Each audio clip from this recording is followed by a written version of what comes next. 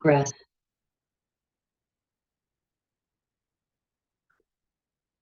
Hello, welcome to Reimagining Risk Management, how restorative practices can transform information security programs.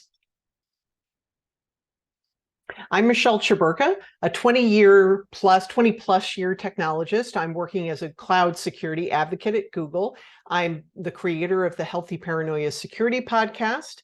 I've been an analyst, an architect, a researcher, and writer for publications like Dark Reading, Information Week, Network Computing, and Tech Target. I focus on security architecture and best practices. So why risk management? Well, information security problems are increasing exponentially. I think everyone has been touched by a data breach or has read about or seen some of the increasing problems that have occurred throughout technology. You'll notice that spending, this is a chart regarding spending, it's increasing as well. For example, in 2017, it's 52 billion, and now we're looking at upwards of 77 billion, and it's only halfway through 2022. Clearly, something is not working here if we're spending more money and it's not getting any better. Well, the problem is the weakest link is people. Even with training, people still make the wrong choices, and everything is at stake here for us, right? But behavior is too often siloed and people don't work together well. Again, this is just a slide about the most recent data breaches from 2004 all the way up to 2021. Just to clarify, a data breach, for those who aren't aware, is a cyber attack in which sensitive, confidential, or otherwise protected data has been accessed or disclosed in an unauthorized fashion. Data breaches can occur in any size of an organization, from small businesses to major corporations. This can involve PHI, personal health information, personally identifiable information, or PII, like credit card data or driver's license numbers. It can be trade secrets or other kinds of confidential information. What is risk management? So you notice by the title, that's what we're going to talk about. I'm going to give you a really quick 2 to 3 minute discussion, deep dive into risk management as best I can. First, let's define risk, right? Risk is threat times vulnerability times impact. Threat, the external attack. Vulnerability, am I vulnerable to that attack, the external attack? And then what is the impact of that attack, right? According to the National Institute of Standards and Technology, also known as NIST, risk management is the program and supporting processes that manage risk within an organization, right? It can include a lot of tasks like mission, functions, image, reputation. It can take care of agency assets, individuals. You can be talking about a nation state. It sort of covers the gamut, right? And as I mentioned, we spend billions of dollars on security products.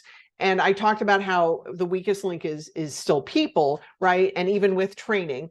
And so my point that I'm going to make is that security is really more of a social problem than it is a technical problem.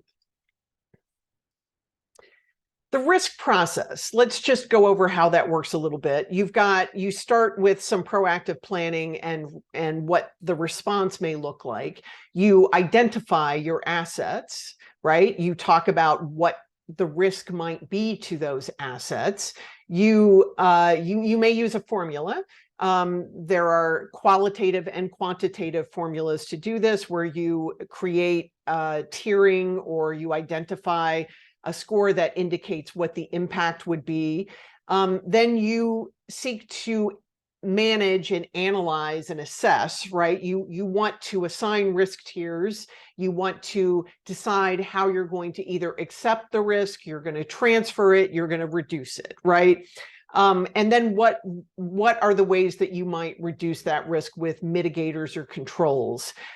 Sometimes people talk about eliminating risk. However, that's not actually often possible. Then you're going to do something called monitoring and reporting. And this is the area that we're going to actually focus on, because that deals with how you're tracking your controls over time, how effective they are, and how effective your teams are at implementing the controls that you've required of them. So let's talk about risk management in the context of restorative practices. Where does risk management, where does that relationship live? Well, as you might expect, typically it lives in the high control punitive box of the social discipline window. It's authoritarian. It can sometimes be coercive. Typically, the relationship between risk management professionals and security practitioners and technical staff is very adversarial, right?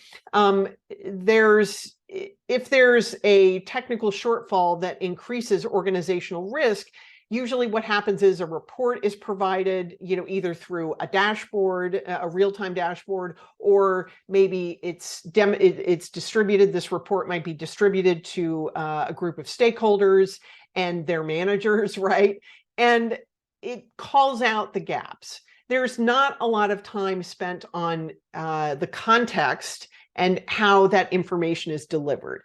The expectation is, here's the report, here are the problems, tell me how you're going to fix them and when you're going to fix them. In fact, there's something called a service level agreement that's usually a component of defect management that states, what is your expected time frame for remediating these vulnerabilities, right? There are deadlines, and if you miss that deadline, then it's escalated to leadership, right? And it might even be escalated to an executive board even. It's rare to see empathy and understanding in this process. And while it's important to address security vulnerabilities to protect an organization, right? The standard approach that I've observed is that it tends to be coercive, unidirectional, here, do this because I said so. And it's grounded in a kind of corporate punishment, which is professional shame. So what is the organizational impact of this tactic that we frequently take in risk management? Well, if we look at the 9 affects from Nathanson, then it really inhabits the area of shame and humiliation. That's what the results are. And it's not conducive, of course, to generating cooperation with your stakeholders who you want them to remediate things. They're not inclined to work with you at that point.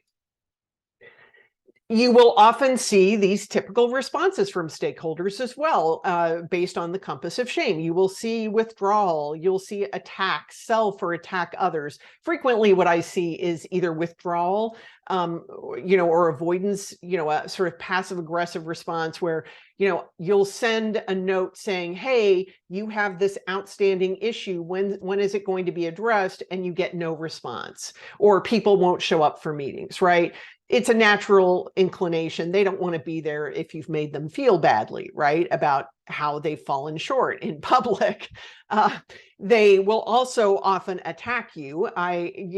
Voices will be raised. There will be lots of accusations about misunderstanding, and you don't understand my workload or my priorities. Software developers, technical teams, systems administrators, they are busy people, and they're not always ready to stop, to hit the big red button and stop everything they're doing so they can mitigate and remediate these issues, right? So now what you have an entire organization stuck in a shame response. The problem is security and risk practitioners don't understand why they aren't making progress, right? They get burned out because they think they've done the right thing. They've shared this information with these teams, and they don't understand why the issues aren't getting, the security issues aren't getting burned down. They think it's just a technical issue, and the technical staff, that they also assume that the technical staff is being intentionally obstructive and not wanting to help them. So where are the opportunities here? Where are the restorative opportunities? Well, you of course have the restorative practices continuum from the informal to the formal. And some of the techniques that you could use in risk management include effective statements with technical staff to discuss the issues and the impact to the organization and to how these vulnerabilities impact, the reporting and the ability of a security organization to actually provide security within that organization, right? How it's important for them to do their jobs and serve and protect, right? We could use effective questions to understand the impact to the technical team as well. What is their workload? What are their current priorities? How will this distract them from those current priorities? How can we be more helpful in working with them to communicate to leadership, these newer priorities, right? I think those are some of the biggest value add, right, that we can integrate is these effective statements and effective questions.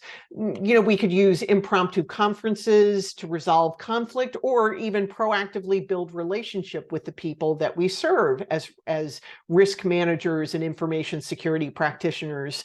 That often doesn't happen either. Usually the first time you talk to a security person is when there's a problem. Well, that's not really going to make you want to spend time with those people because you just see them as somebody that's going to make you feel bad or give you more work, right? We could use circles as another example to develop collaborative approaches, for problem solving or to facilitate creative solutions. We want partnership. We don't want children, in our professional relationship. There are equals, there are partners, and we can work with them to find solutions. Most importantly, you can integrate the 3 E's of fair process through as a restorative opportunity, as a restorative practice. You can engage, you can explain, and then you can let them know what the expectations are for that. By using process fairness, then people are treated as subjects, not objects, and they feel more respected in the process. Finally, I have an idea, a concept called compliance as property. It's stolen, of course, from Nils Christie's conflict as property.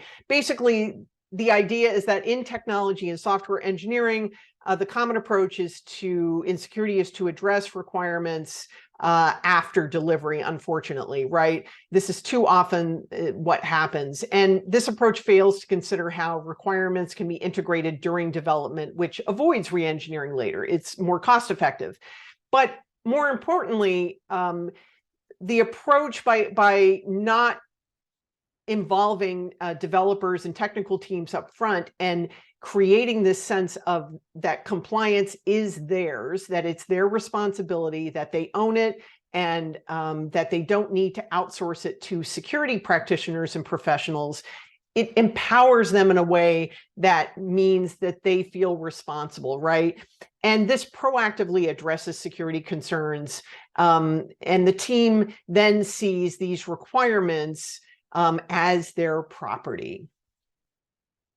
Finally, security is a social problem.